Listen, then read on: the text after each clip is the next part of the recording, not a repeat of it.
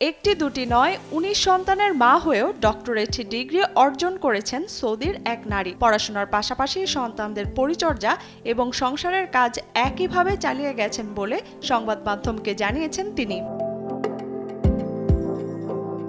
এদিকে শুধু সংসারই সামাল দেন না হামদা, মানসিক স্বাস্থ্য খাতের প্রশাসনিক পদে কাজ, সঙ্গে অনলাইনে ব্যবসাও করেন তিনি।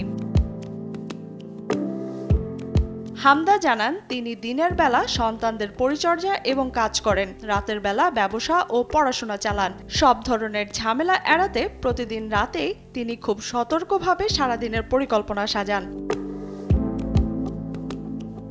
হামদা আল রুয়াইলি জানিয়েছেন, ৪৩ বছর বয়সে পা দেওয়ার আগে ব্যাচেলর, মাস্টার্স এবং ডক্টরেট ডিগ্রি অর্জন করেছেন তিনি।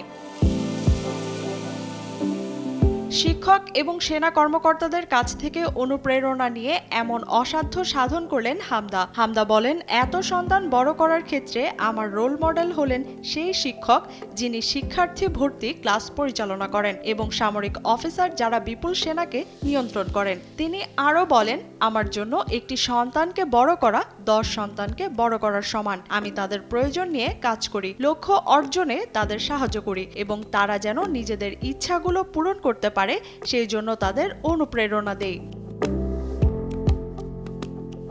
10 ছেলে ও 9 মেয়ের জননী হামদা আল রুয়াইলি জানিয়েছেন, তার সন্তানরাও পড়ালেখায় বেশ ভালো। তার এক মেয়ে এতটাই মেধাবী যে কিং আব্দুল আজিজ সেন্টার তার পড়ালেখার খরচ বহন করে।